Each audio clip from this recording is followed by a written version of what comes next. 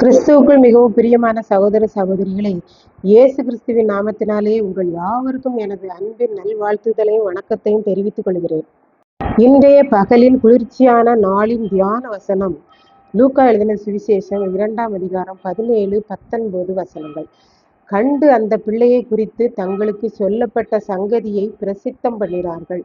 மரியாளோ அந்த சங்கதிகளை எல்லாம் தன் இருதயத்திலே வைத்து சிந்தனை பண்ணினாள்.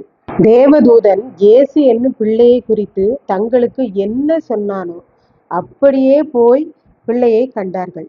பார்த்துவிட்டு தன்னுடைய தொழில் மத்தியிலும் பார்த்த விபரத்தை மற்றவர்களுக்கு கூறினார்கள் என்று பார்க்கின்றோம். மேய்ப்பர்கள் கூறுவதை கேட்ட மக்கள் ஆச்சரியப்படுகிறார்கள் என்று பார்க்கின்றோம். இயேசுவின் தாயாகிய மரியாளோ மக்கள் கூறுவதையெல்லாம் கேட்டு பெருமை பாராட்டாமல் தன் இருதயத்திலே வைத்து சிந்தனை பண்ணினாள். மேய்ப்பர்கள் இயேசு என்னும் குழந்தையை பார்த்துவிட்டு, மந்தைகளை அப்படியே போட்டுவிட்டு வந்தோமே, அதை போய் பார்க்க வேண்டும். மந்தையில் எத்தனை ஆடுகளை காட்டு விலங்குகள் பிடித்து கொண்டு சென்றதோ தெரியவில்லை. அதை பற்றியெல்லாம் யோசிக்காமல் பிள்ளையை குறித்த காரியங்களை மக்களுக்கு கூறினார்கள் என்று நாம் பார்க்கின்றோம். அடுத்து நம்முடைய பிள்ளையை யாராவது பாராட்டினாலோ அல்லது நம்முடைய பிள்ளையை மற்றவர்களால் மதிக்கப்பட்டாலோ உடனே தாயாகிய நாம் மிகுந்த பெருமை கொள்வோம். தலைகால் புரியாமல் சந்தோஷப்படுவோம். இன்னும் பார்க்கிறவர்களிடத்திலெல்லாம் நாமே நம்முடைய பிள்ளையை பற்றி புகழ்ந்து பேசுவோம். ஆனால் மரியாள் அப்படியெல்லாம் எதுவும் செய்யவில்லை. மற்றவர்கள் தன் பிள்ளையை குறித்து பெருமையாய் பேசுகிற போது அந்த புகழ்ச்சியை எல்லாம் தன் மனதிற்குள்ளேயே வைத்து இப்பொழுது நம்முடைய பிள்ளையை குறித்து பெருமையாய் பேசுகிறார்கள்.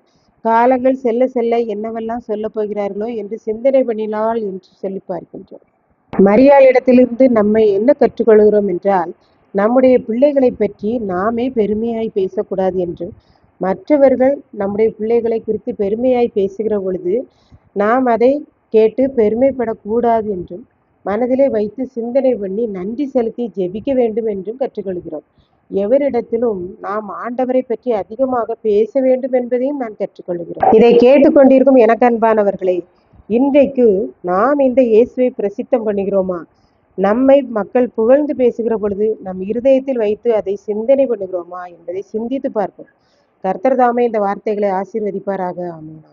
ஜெபம். அன்பின் ஆண்டவரே, இந்த அருமையான நல்ல நேரத்திற்காக நன்றி செலுத்துகிறேன். இதை கேட்டுக்கொண்டு இருக்கிற யாவரும் உம்மை குறித்து மற்றவர்களுக்கு கூறவும், தங்களை புகழ்ந்து பேசும்போது இருதயத்திலே அதை வைத்து சிந்தனை பண்ணவும் உதவி செய்தரணும். இயேசு கிறிஸ்து நிமித்தம் வேண்டிக் கொள்கிறேன் பிதாவே. ஆமென். கர்த்தர் தாமே நம்மை ஆசீர்வதிப்பாராக. ஆமென்.